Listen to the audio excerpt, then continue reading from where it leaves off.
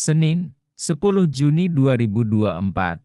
Judul, Krisis yang akan datang. Nubuatan tanda binatang dalam Wahyu 13 memberitahu kita tentang tahap perang iblis yang paling sengit dan terburuk melawan Allah. Sejak Yesus mati di kayu salib, musuh telah mengetahui bahwa ia telah dikalahkan, tetapi ia bertekad untuk menjatuhkan sebanyak mungkin orang bersamanya. Strategi pertamanya dalam kampanye ini adalah penipuan. Ketika penipuan tidak berhasil, dia menggunakan kekerasan. Pada akhirnya, dia berada di balik keputusan bahwa siapapun yang menolak untuk menyembah binatang itu atau menerima tandanya akan dihukum mati. Tentu saja, penganiayaan agama bukanlah hal yang baru. Hal ini sudah ada sejak Kain membunuh Habel karena mematuhi perintah Allah. Yesus mengatakan bahwa hal itu juga akan terjadi di antara orang-orang percaya. Bacalah Yohanes 16 ayat 2, Matius 10 ayat 22, 2 Timotius 3 ayat 12, dan 1 Petrus 4 ayat 12. Apakah yang dialami gereja Perjanjian Baru, dan bagaimanakah hal itu berlaku bagi gereja akhir zaman Kristus? Sepanjang sejarah Kristen, penganiayaan adalah hal yang biasa terjadi. Hal ini terjadi di Roma kafir, tetapi secara khusus terlihat jelas dalam penganiayaan kejam terhadap orang-orang Kristen yang percaya pada kitab suci oleh gereja abad pertengahan. Tanda binatang hanyalah mata rantai terakhir dalam rantai neraka ini.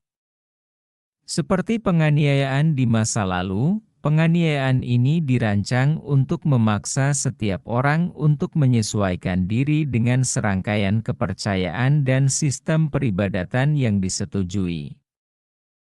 Nubuatan menunjukkan bahwa penganiayaan akan dimulai dengan sanksi ekonomi. Tidak seorang pun dapat membeli atau menjual kecuali mereka memiliki tanda tersebut.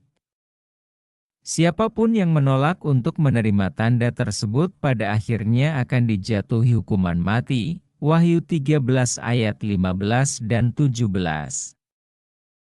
Iblis telah mempersiapkan orang-orang yang mengaku Kristen untuk menerima tanda binatang itu ketika ujian terakhir tiba dengan mendorong mereka untuk berkompromi dalam hidup mereka.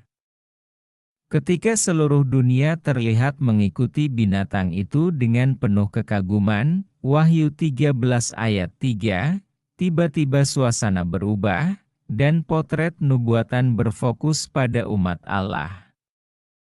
Wahyu 14 ayat 12 memberikan gambaran ini kepada kita. Inilah mereka yang menuruti perintah-perintah Allah dan iman Yesus. Umat Allah hidup dalam ketaatan yang saleh. Dengan kasih karunia-Nya, mereka berdiri teguh ketika di sekeliling mereka semuanya berguncang.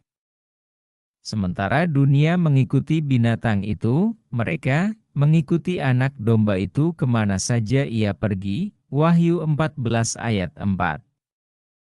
Dengan kuasa Kristus, mereka menang atas kuasa-kuasa alam maut yang melawan mereka, seperti yang telah kita lihat dalam pelajaran 9, konflik utama antara yang baik dan yang jahat adalah mengenai penyembahan. Binatang itu menggunakan tipu daya dan, jika gagal, menggunakan kekerasan dan paksaan. Seberapa cepat Anda mengizinkan, jika ada, pertimbangan-pertimbangan ekonomi untuk berkompromi atau mengorbankan ketaatan pemeliharaan Sabat Anda?